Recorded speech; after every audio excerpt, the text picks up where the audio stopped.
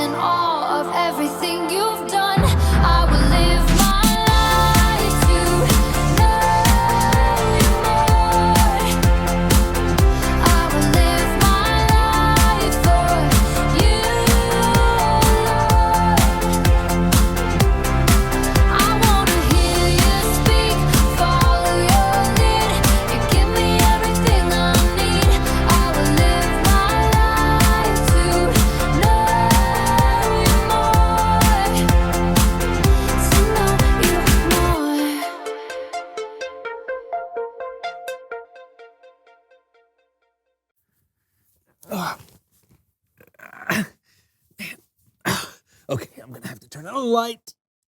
Okay, here we go. Oh, hi. Hey there. I'm really digging deep this week.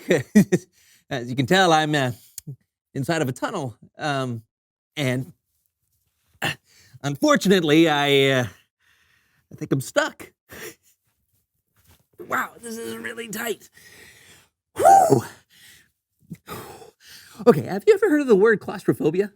Yeah, it's where somebody is really, really scared of tight places and small places, and they think like the walls are closing in on them, and they run out of an ability to breathe. And I never thought I'd be like that, but I think I'm starting to become that. Help!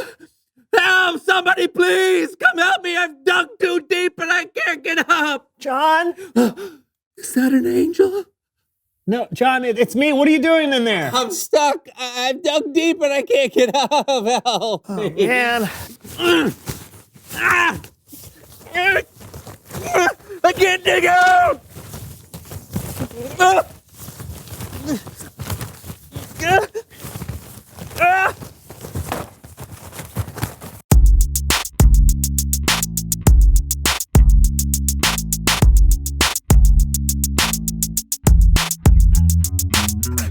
Hello, everyone. I'm Brandon. And I'm John. This is the So-and-So Show. Are you so or so? Oh, I'm so.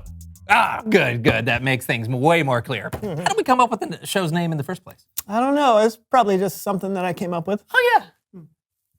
Why would it be something you came up with?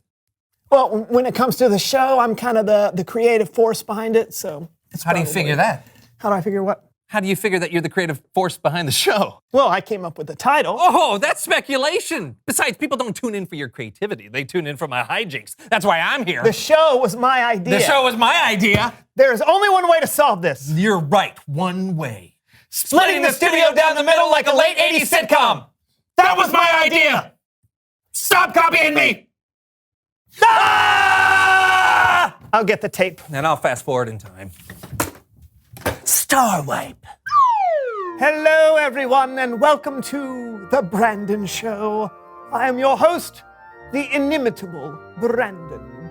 Today, we are diving deep into the recesses of our minds. Cannonball! Woo! Come on! John, do not do this. Why not? It's time for some hijinks.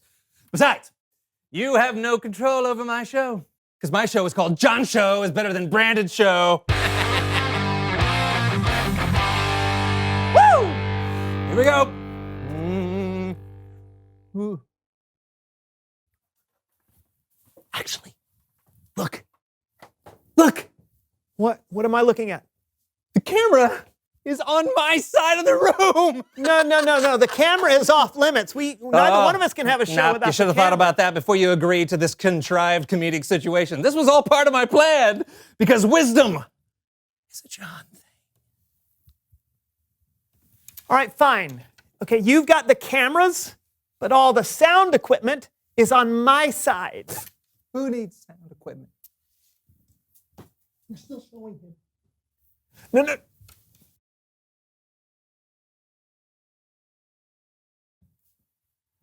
Welcome again to my wonderful show. And an example of verbal dexterity not seen since my sophomore year in high school, I shall sing the Major General song from Pirates of Penzance. I am the very model of a modern Major General. I've information, vegetable, animal, and mineral. I know the kings of England, and I quote the fights historical from Marathon to Waterloo and orders categorical. It's been a long time since I've done this, so I only remember the first 4 lines. You won't have a problem hearing those 5 or 6 times, right? So here we go. I am the very model of the modern... This isn't working, is it? We need to think of something else. Maybe we can go to Bible time. John, no one can hear you, all right? But I've got an idea. We should go to Bible story time with Kellen.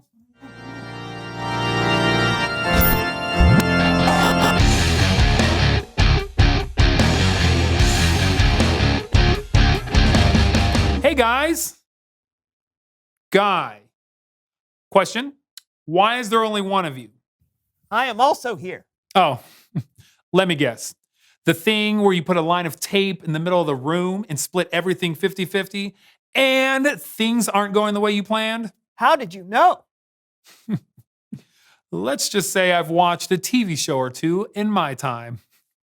But luckily, you might be able to take away something from today's story. We're talking about a wise ruler and one of the hardest problems he ever untangled. And we're doing it with the help of our very own So and So Show players. Hooray! Okay, the star of our story today is King Solomon. Now, Solomon was the son of David, who was a very important king. Solomon had a front row seat to his father's reign and picked up a tip or two on what it meant to be a good king. Tip number 1, always give away the full-size candy bars at Halloween. It's worth the extra price. But Solomon didn't just get insight from watching his father. One night, God appeared to Solomon in a dream. Now, in the dream, the Lord said to Solomon, "Ask for anything you want me to give you." Anything? Solomon thought about what he would need to be a good ruler. Lord, you've made me king, but I'm still very young. Give me a heart that understands. That way I can rule over your people. I can tell the difference between what is right and what is wrong. What an incredible thing to ask for. Solomon could have asked for riches or power. He could have asked to be a foot taller or to live for 1,000 years. But instead, he asked for wisdom. The Lord was so pleased with Solomon's request, he promised to give him wisdom. And not only that, God told Solomon, "I will give you what you have not asked for. I will give you wealth and honor. As long as you live, no other king will be as great as you are." Wow, this is great. Somebody pinch me, I must be dreaming. Ah! Solomon realized he had been dreaming, but it was much more than a dream. His wisdom was quickly put to the test. He was approached by two women. You, oh, my king! My king! My king! My king! Hey, my king! My king. This woman and I live in the same house, and she is insisting that this is hers. It is mine. It looks just like me. What does that? Yes, it does. Go It's by. mine. What are we arguing about? An X-Station Playbox 10! What? Pause for 1 second. Okay, so in the Bible, the two women are arguing over which one of them was the mother of a newborn baby, not a video game console. But the story gets kind of intense, which isn't necessarily the tone of the So-and-So Show players. So An X-Station Playbox 10. Solomon was in a jam. How could he possibly know who the baby belonged to? The stakes were sky high. So Solomon took a pretty wild shot. Bring me a sword. What are you doing? I'm going to cut the X-Station Playbox 10 in half. It's the only fair way to settle this. That way, you both have half. Sounds good to me. Half is better than none. Wait! If you cut it in half, it won't work. I know, but I don't know what you want me to do. Your Majesty, wait. Give her the X-Station Playbox 10. If you cut it in half, it'll be destroyed and no one will get to enjoy the mix of next-gen graphics and high ultra processing power. She will have stolen it from me. But I care more about the X-Station Playbox 10's happiness than I do mine. Right. It belongs to her. Thank you.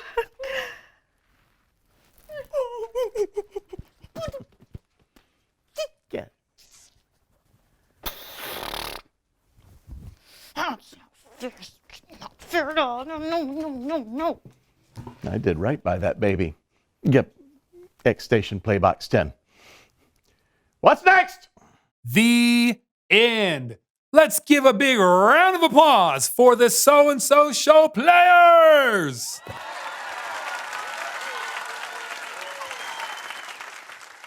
All right. Let's think about how wild Solomon's suggestion was.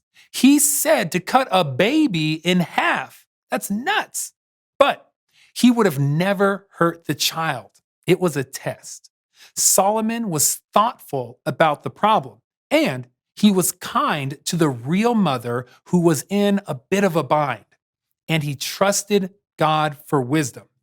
Those are the qualities you need as a follower of Jesus. You'll have hard decisions too, but when you listen to God and the wisdom of the people he puts in your life, more often than not, you'll make a good choice. I'll see you next time. Thanks, Kellen. That was pretty appropriate for us. I'm glad we decided to put all this behind us. That's right. Obviously, we can disagree about things, but cutting each other off completely isn't wise. A house divided against itself cannot stand. Did you just come up with that yourself? No, Jonathan, that was from my freshman production of... Reveal the question! Today's question is, why do you need wisdom? Oh, well, if you get into a fight with your friend, wisdom is the thing telling you to apologize. Yep. Or the thing telling you shouldn't eat cookies before dinner. Yeah. Wisdom is knowing when something is right or wrong. Splitting your room down the middle with tape is not wise, and it's a huge waste of tape. That's very true. Wisdom, it's a John thing. Also a Brandon thing. And hopefully a you thing. Until next time, I'm Brandon. And I'm John. This was the So-and-So Show. Have a great day. You have a great day. Tape ball! Oh, I was hoping it would stick. Woohoo! It's me, John, everybody. Welcome to the John Show is Better Than Brandon Show. Hey, you want to see a magic trick? Watch what I pull out of my sleeve. It's my sweat.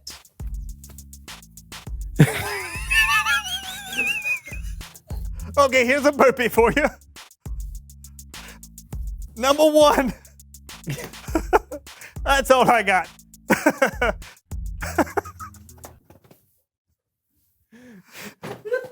I'm sorry.